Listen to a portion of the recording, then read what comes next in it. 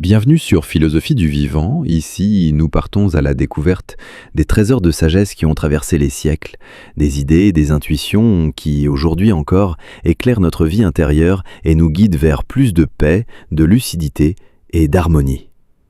Pour commencer, il faut apprendre à dialoguer avec ce que certains appellent votre génie intérieur, votre démon. Vous avez appris à faire taire le vacarme des passions. Dans ce silence nouveau, une autre voix apparaît. Elle n'est pas forte, c'est un murmure, une intuition tranquille qui se présente à vous face au choix. Ce n'est ni la voix de la peur qui dit « fais attention », ni celle du désir qui dit « prends-le ». C'est une voix qui montre ce qui est juste, ce qui est vrai, ce qui correspond à votre raison profonde. Cette voix, c'est la parcelle du logos divin, la raison cosmique qui réside en vous.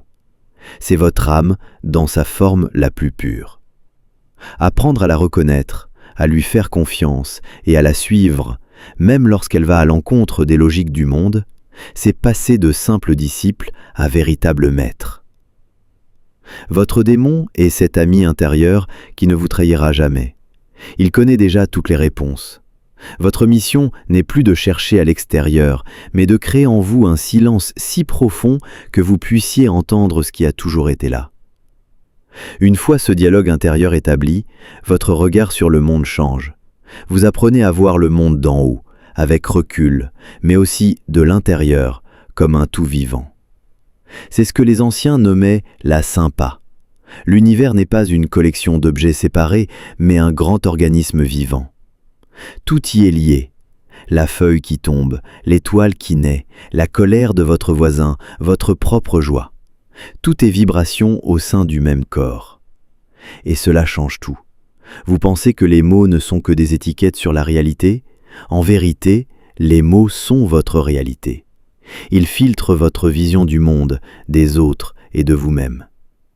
Notre époque est saturée de langage dramatique, catastrophique. Pensez-y, vous ratez un rendez-vous et dites « c'est un cauchemar ». Une contrariété au travail devient « ma journée est fichue ». Un désaccord se transforme en « c'est insupportable ». Cauchemar, fichu, insupportable. Vous utilisez le langage de la tragédie grecque pour décrire les piqûres de moustiques de la vie. Et ce faisant, vous les transformez en morsures de serpents. Votre esprit croit ce que vous lui racontez. Décrivez une situation comme un cauchemar et votre corps réagira comme s'il y était. Cœur qui s'accélère, muscles tendus, esprit en alerte. Vous créez votre propre enfer par simple paresse de la pensée. Et si vous choisissiez un autre langage ? L'entraînement stoïcien le plus subtil et le plus puissant est un entraînement à la précision linguistique. C'est un exercice de description objective. La prochaine fois qu'un événement déplaisant survient, interdisez-vous tout mot de jugement. Décrivez les faits, et seulement les faits, comme si vous étiez un scientifique rédigeant un rapport. Au lieu de dire « ma voiture est en panne, c'est une catastrophe », dites simplement « ma voiture ne démarre pas, le reste appartient à votre esprit ».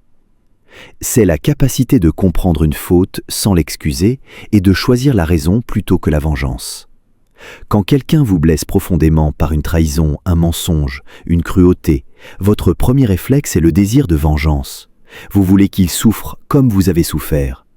C'est la réaction de la foule, c'est un feu qui vous dévorera de l'intérieur. Ressasser une offense, c'est laisser l'offenseur vivre dans votre tête sans payer de loyer. C'est lui donner le pouvoir de vous blesser encore et encore chaque jour. Le chemin stoïcien est différent. Il commence par la compréhension. L'autre vous a fait du mal. Pourquoi ? Non pas parce qu'il est mauvais par essence, personne ne choisit le mal pour le mal. Il l'a fait par ignorance, par faiblesse, par peur, parce qu'il est lui-même prisonnier de ses passions et de ses fausses croyances. Il est comme un malade qui délire, comme un enfant en crise. Le comprendre ne signifie pas l'absoudre, cela signifie simplement refuser de descendre à son niveau d'irrationalité. La deuxième étape est le choix. Vous avez été blessé, c'est un fait, votre souffrance est réelle. Mais allez-vous y ajouter la souffrance supplémentaire de la haine, du ressentiment, du désir de vengeance ? Ou allez-vous choisir votre paix intérieure ? Le pardon stoïcien n'est pas un cadeau que vous faites à l'autre, C'est un cadeau que vous vous faites à vous-même. C'est la décision de ne plus laisser la faute de quelqu'un d'autre empoisonner votre présent. Cela signifie-t-il que vous devez continuer à fréquenter cette personne? Absolument pas. La clémence n'est pas la naïveté. Vous pouvez pardonner l'acte tout en décidant de retirer votre confiance et de mettre de la distance. Vous pouvez comprendre le malade sans pour autant l'inviter à dîner tous les soirs. Vous protégez votre citadelle, non par la haine, mais par une prudence avisée.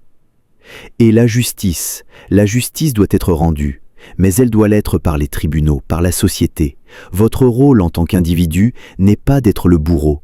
Votre rôle est de préserver la santé de votre propre âme.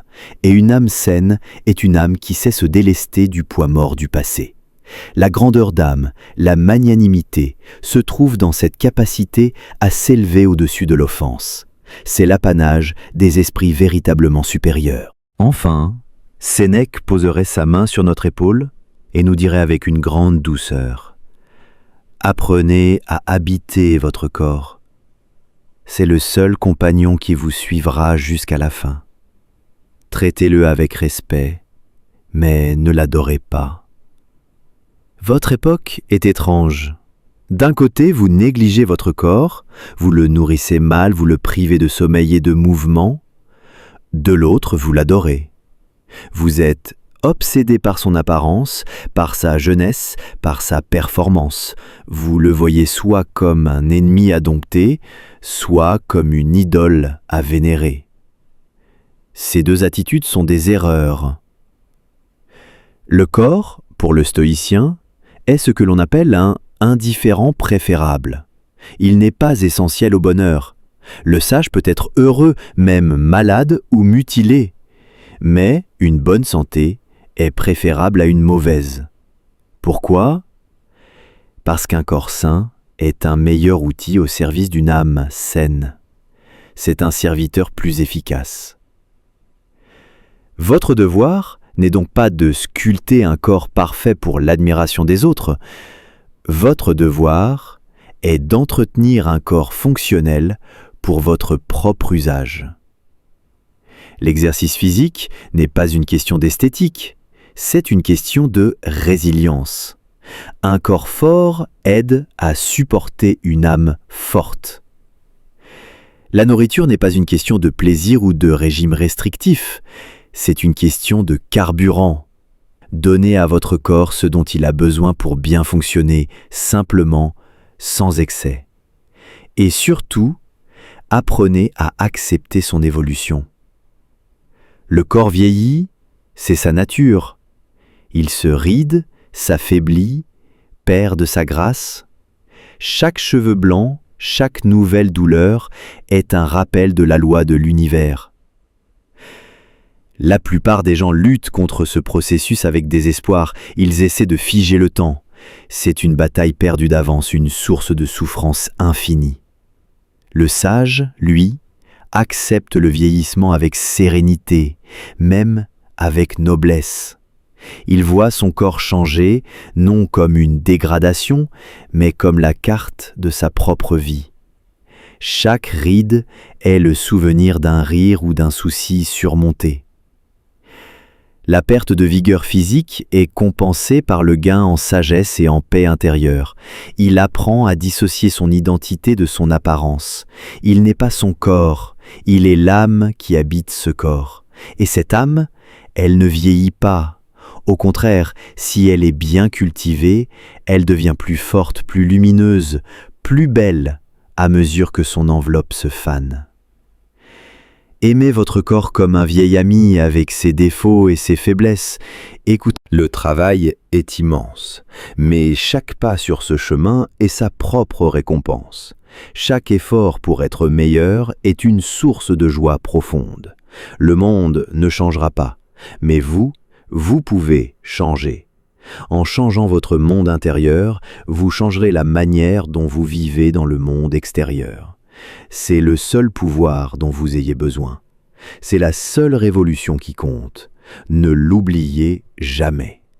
Et voilà, notre long voyage s'achève ici.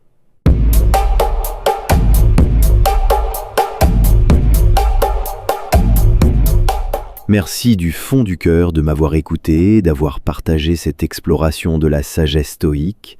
Nous avons passé du temps à construire notre forteresse intérieure avec les outils de la philosophie.